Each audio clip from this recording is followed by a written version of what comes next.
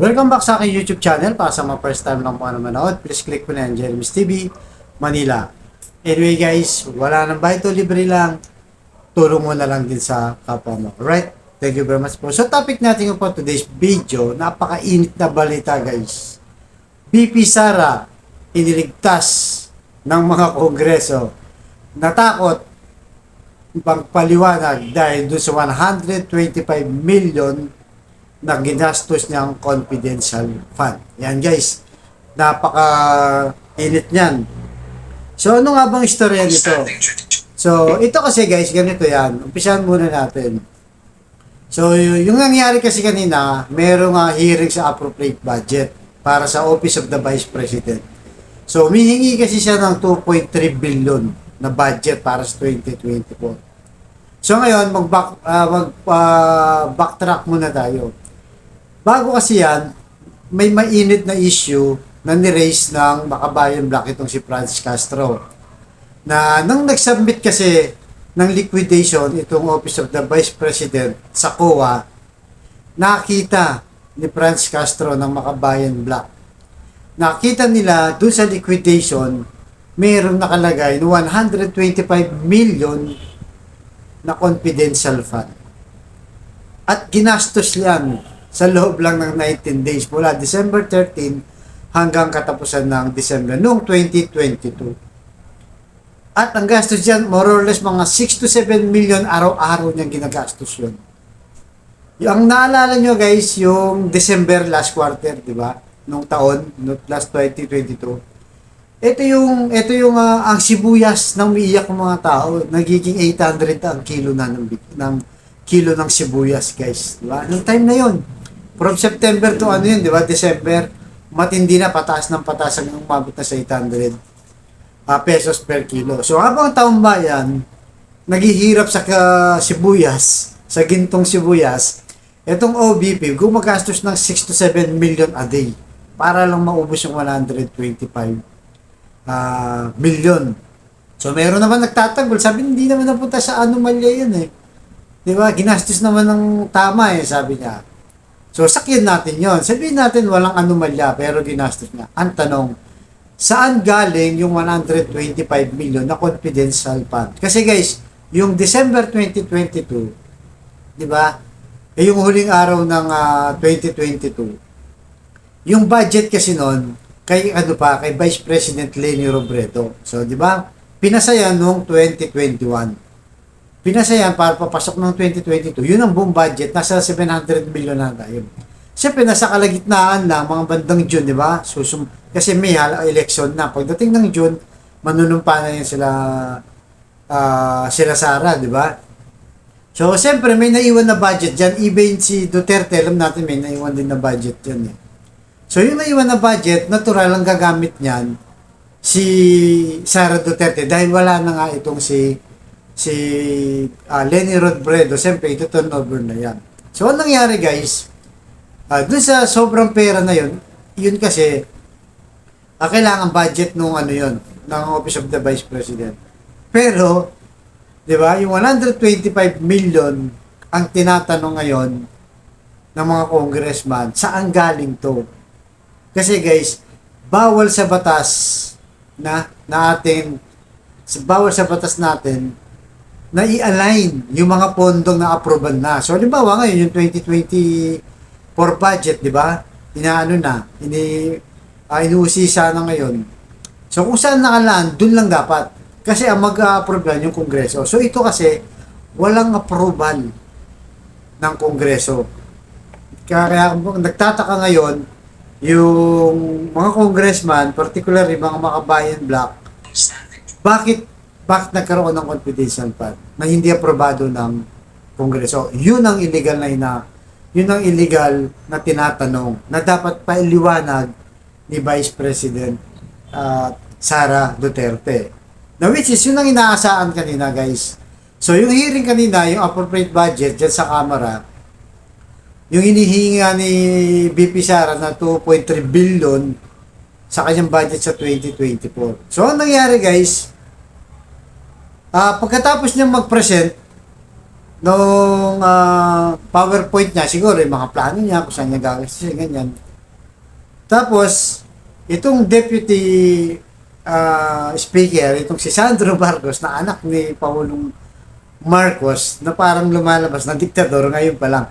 Pagkatapos mag-present ni VP Sara, yung kanyang staff, nandun present, actual present, personal sang nandun. Para i-depensa nga yun. After na may present yun, guys, itong si Sandro Marcos,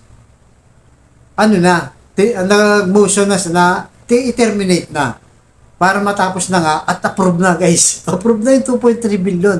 Imagine mo, walang pag-uusisa, basta na lang ibibigay sa OBP, di ba, yung 2.3 billion. Ang katwiran nila, dahil parang traditional daw dyan sa Kongreso na courtesy, parliamentary, sabi ni Sandro Marcos, wala nang usi-usisa. Sige, approve nyo na lang. Di ba? Di ba? Parang gano'n lumalabas. Ang tanong dito, hindi naman yung pera ni BP Sara, Sandro Marcos. Hindi yan pera ni BP Sara, pera ng taong bayad dyan. Kaya nga kayo nandyan, kayong mga congressman, para usisahin yung budget kung saan dadalhin, di ba? Kung nagamit bang mabuti, lalo na yung mga nakaraan, at ano yung mga plano nyo. Pero bakit ganun na lang, di ba? Porket ba Vice President siya, wala nang tanong-tanong, ayaw na nilang mapahiya si BP Sara. Hindi ba dapat baliktad? Ito, pangalawang presidente ng Pilipinas, dapat lead by example siya. Transparent siya, magpaliwanag siya ng mabuti na ang budget na gagastusin niya sa pera ng taong bayan. Dapat nga medyo mabusisi dito yung mga congressman, ultimong piso dapat hinahanap Kasi pera natin to. Ikaw na ordinary manggagawa, nagpapakahirap ka pagdating ng sweldo mo, may tax ka, di ba? Pag bumili ka sa tindahan, may tax. Pag nagpagasolina ka sa motor mo, may tax. Di ba? Halos may tax. Pag nagparehistro ka ng sasakyan mo, may tax. Di ba? At dinadagdagan pa yung tax. Tapos bibigay mo lang ganun yung budget. Samantalang sa ibang department, umaabot pa sila ng alauna, alas 2 sa kakabusisi. So, hindi ba dapat maging lead by example itong si Vice President Sara Duterte? Di ba? Sa mga halos na departamento diyan, dapat binubusisi siyang buti at pinapaliwanag na wala namang problema, di ba? Kahit gaano kalaking budget niya kung may paliwanag niya.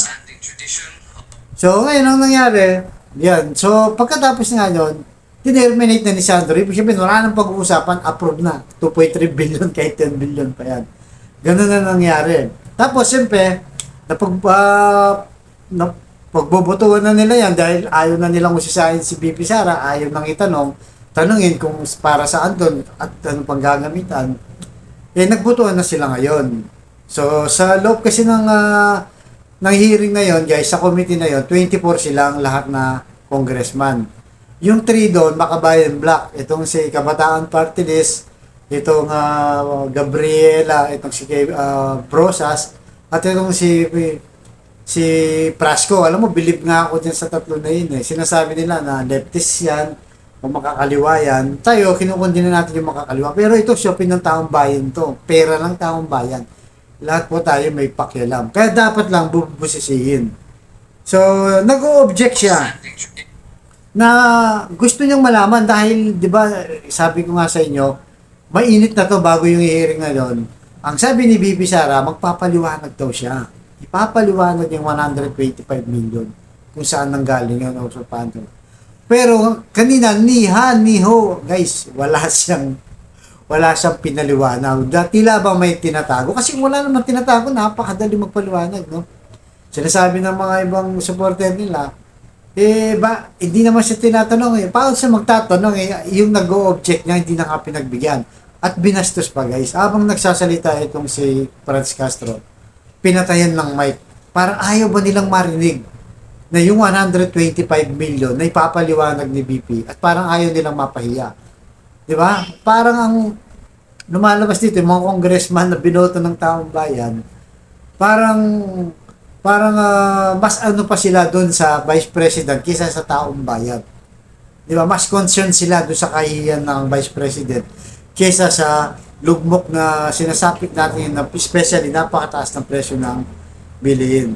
So ito guys, panoorin nyo ito nangyari sa hearing. Kung hindi nyo napanood, panoorin nyo at magbibigay tayo ng reaction guys ha. Ito.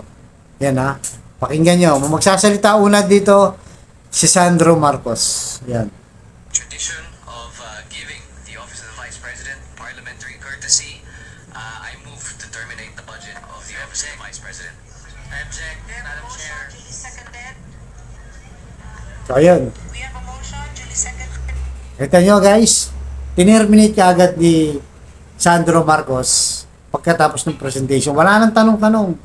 Tinirminate niya para wala nang usapan at wala nang marinig. Pero kung naririnig nyo, I object, sabi nyo ng mga makabayan black para nga mag-ipaliwanag. So tuloy natin guys, tuloy natin.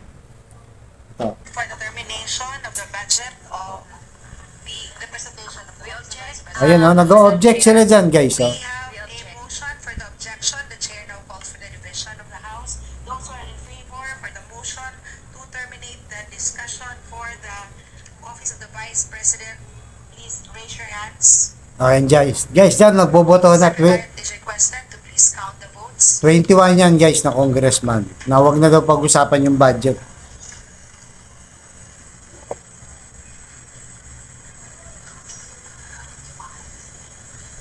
We have 21 members of the Committee on Appropriations manifesting for the approval of the motion. The chair declares for the motion to terminate the presentation of the budget approved. Madam Chair, we have a manifestation. Let May us I proceed. have a manifestation, This chair Madam Chair? would like to turn over to Senior Vice Chair Stella.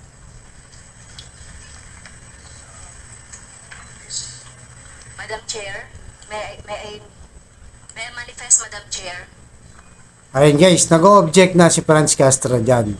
Pero tignan mo para silang nagme-meeting, Madam oh. Chair, we Ayaw have already pagbigyan. suspended the terminated the presentation and the Point of order, Madam Chair. May I explain my vote? Why I would like that I do not like that the budget hearing of the Office of the Vice President be terminated. I know we have the rights as a minority bloc, Madam Chair.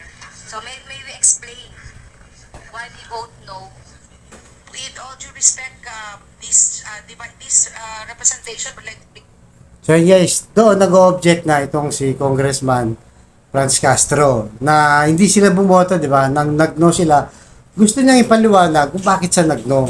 Yun ang gusto lang niya, na mapakinggan siya, kung ano yung paliwanag niya, at kung ano yung gusto niyang itanong kay Vice President. So tuloy natin, tignan niyo kung anong gagawin sa kanya. request Honorable Castro to just please submit the manifestation to the I Committee object, on Madam Chair. Appropriations. So, And the can I budget have the floor, presentation Madam has Chair? already been terminated, so we would like to So, Madam request Chair, Her Honor ito to submit the inaasahan. presentation. Madam Chair, yung ganitong... Ayan guys, oh. Once again, since budget briefing is At meron suspended. po tayong meron po tayong issue na dapat na pakinggan ng ating taong bayan at masagot ng Office of the Vice President.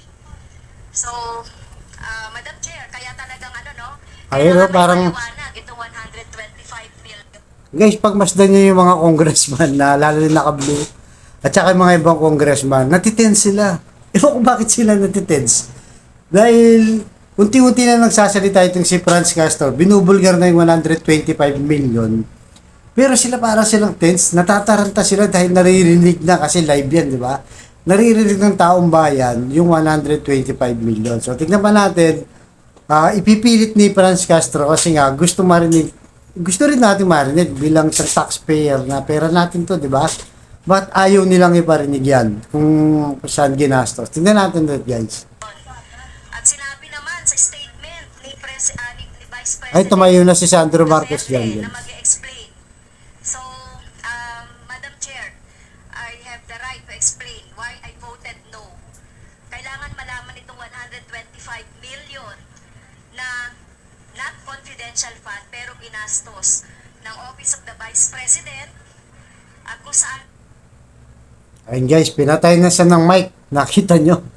Habang nagsasalita siya, sinasabi niya yung 125 million kung saan ginastos at saan nanggaling. Pinatay na siya ng mic, binastos na. Mga congressman to, di ba? Ano naman kung papakinggan ng taong bayan, di ba? Kung wala namang tinatago, bakit sila natitense, natatakot, natataranta? Di ba? So ulitin natin konti guys, ano natin. Balik lang natin ng konti.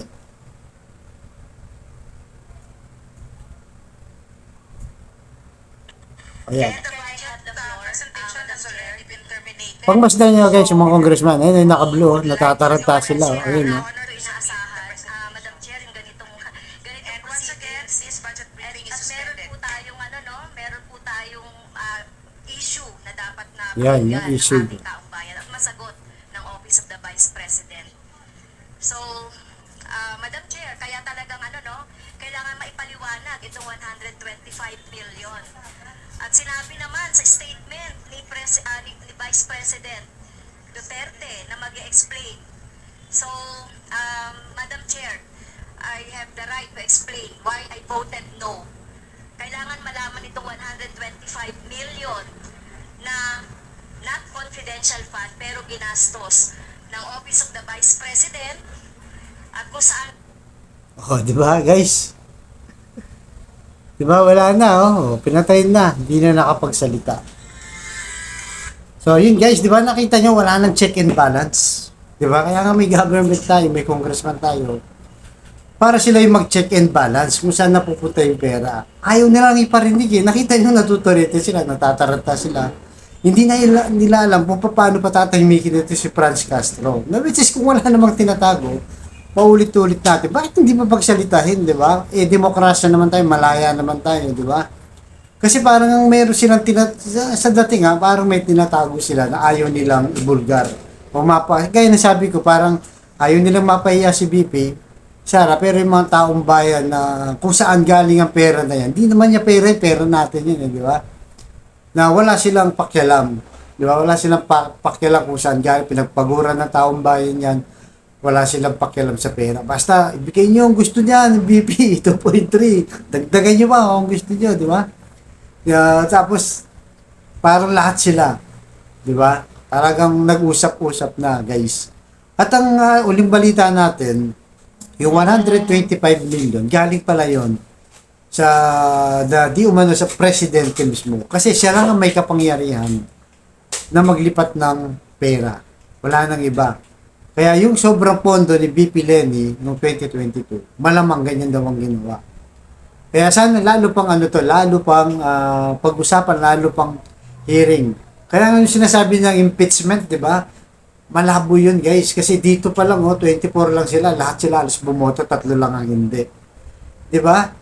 Kasi yung tinatanong ng mga bayan black, para sa taong bayan naman yan naman, di ba? Saan nang galing yung 125,000? Ay, 25 million. Bakit ka nagkaroon ng confidential fund, which is bawal yun, walang inapprove na kongreso noong 2022. So, yun ang malinaw na tanong. At yun, hindi yung chismis, guys. Nakita yon ng Makabayan Black sa mismong COA report, na which is, ang mismo nagsubmit yung Office of the Vice President. Kaya huling-huli, guys, eh. Kaya ipaliwanag talaga, kung wala namang ginawang masama, kung hindi naman yung kinurap yan, bakit hindi paliwanag, di ba? Bakit? Parang nandun na siya, di ba? Sabi pa nung naka-blue, di ba? Eh, sumulat ka na lang ng sumulat ka na ng written na question. Eh, bakit pa siya susulat? Nandiyan na nga BP, di ba? Parang, yun nga, parang may tinatawag, parang pinatatagal lang, ayaw lang talagang pag-usapan na mapahiya itong si BP. No, which wala naman dapat ikaya kung wala namang tinatago at napaka-transparent. So, yun guys, mag-call out po tayo kasi nga, pera ng taong bayan to, di ba? Kailangan lang nilang ipaliwanag. Napakasimple lang, ipaliwanag lang kung saan galing at bakit ginawa kahit bawal sa batas. So, yun guys, abangan niyo po susunod kong vlog. Yan ang mainit ang balita. Thank you very much po.